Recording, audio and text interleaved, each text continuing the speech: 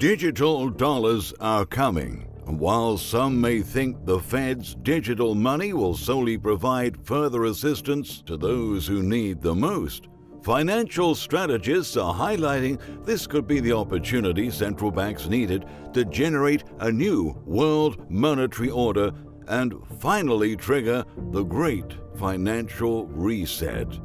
All the good intentions may be masking a huge spike in inflation that'll not only collapse the paper dollar, as it will severely damage the American standard of living. And all the details you'll find in this video, so please don't forget to leave it a thumbs up, share it with friends, and subscribe to our channel to keep updated with the next unfoldings of the economic collapse. The global health crisis has sped up numerous problematic tendencies that were already in course, such as the exponential rise of debt growth, the increasing dependency on the government, and the expansion of central bank interventions into markets and the economy. Now, central bankers seem to be ready to set their cards on the table on their greatest power move ever. In collaboration with the IMF, Federal Reserve Chairman Jerome Powell is about to launch central bank digital currencies. Recently, the International Monetary Fund has called out for a new Bretton Woods movement in an effort to address the trillions of dollars in global economic output that were lost in the wake of the health crisis. After World War II, the original Bretton Woods Agreement determined the US dollar as the reserve currency in a new world monetary order. Back then, the dollar had to be tied to the price of gold, and foreign investments and their central banks still had the alternative to purchase their dollar reserves in gold until the end of the 60s and the early 70s. However, in 1971, President Richard Nixon closed the gold window, leading to a new era of global monetary order that solely relied upon the full faith and credit of the United States. Years later, a massive spike in inflation was recorded, which prompted the Federal Reserve to elevate interest rates to defend its wilting Federal Reserve note and manage the rising prices. At the present day, the Fed has assumed for itself powers to create unprecedented policies for a new monetary system. But this time around, they're not planning a return to sound money. Instead, their new plan includes more debt, more inflation, and basically selecting who are gonna be the winners and losers in the economy. In the blink of an eye, the Fed got rid of its regulatory dual mandate of full employment and steady prices, and now the central bank has given itself unrestricted powers to inject stimulus and bail out cash whenever it's convenient, including junk bond exchange-traded funds. Rather than seeking the balance and stabilization of prices, the Fed has been openly engaging in an inflation-raising campaign, aiming to generate annual price level increases above 2% for an undefined period. The next step of the Fed's unlimited mandate will be the creation of a central bank digital currency dubbed as FedCoin.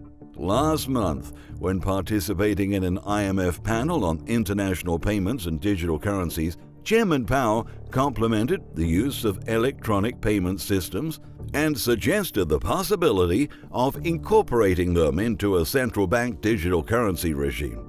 So far, Powell has denied that this move would promote a shift to a fully cashless system, the same way it's been happening in countries such as China and Sweden, both pioneers in the creation of a central bank digital currency.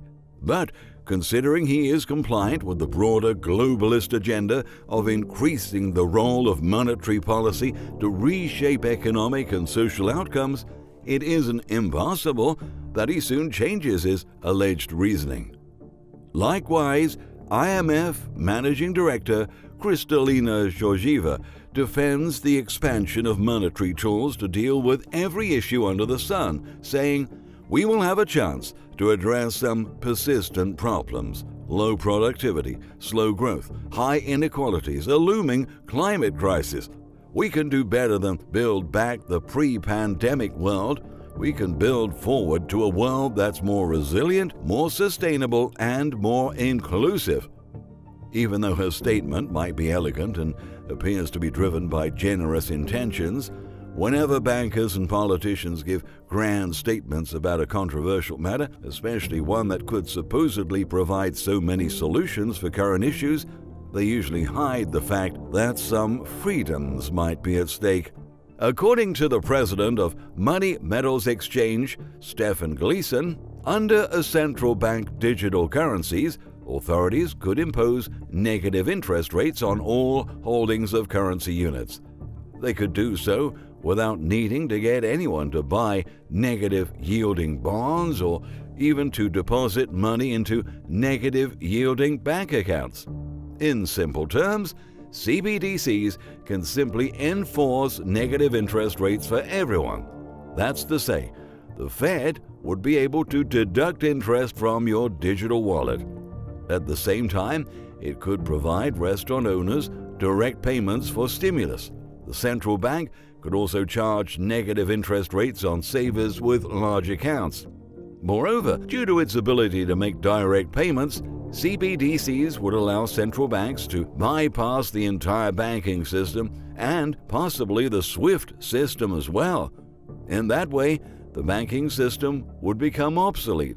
Banks would effectively lose their role in the financial system over time, which consequently could spark a major banking crisis and exacerbate financial chaos in the markets. In this sense, since direct credits and debits could potentially replace stimulus checks and taxes, CBDCs are the perfect cue to fully implement modern monetary theory. As a result, the central bank would become a tax collector and funder of all government operations. The way it would collect taxes totally uproots the fiscal policy of governments, circumventing your local fiscal system and taking money directly from your wallet. They would also be able to manage fiscal policies outside of government balance sheets. Additionally, the appeal of CBDCs is mainly linked to the introduction of Universal Basic Income, or UBI, which is part of a government program that would provide free money to every adult on a regular basis. Today, if the government wants to send a stimulus check, it has to be via debt, but with CBDC central banks, they could give you UBI without the need for government intervention, directly transferring payments to people's digital wallets. But of course, all of this generosity wouldn't come without a catch. UBI is a synonym for more money printing, and therefore to huge rates of inflation. And since inflation is a hidden tax, people wouldn't be aware of the deterioration of their purchasing power and standard of living until it was too late. On top of that, if the debasement of the paper currency through the inflation tax isn't enough to hit the Fed's inflation target of 2%, the central bank could also create an additional tax to dollar holders in the form of negative interest rates. And then, when paper notes are wiped out, holding cash itself would no longer be a safe way for individuals to escape negative rates. People will only be able to spend the CBDCs using the digital app on their phones. This means the government will monitor, track, and record every single transaction you make. Through the CBDC, central banks would have the power to approve or deny any of your transactions. With all that said, the acting director of the U.S. Office Comptroller of Currency, OCC, Brian Brooks, has warned that the creation of the United States digital dollar is a terrible idea, since the government isn't particularly known to be good at building things.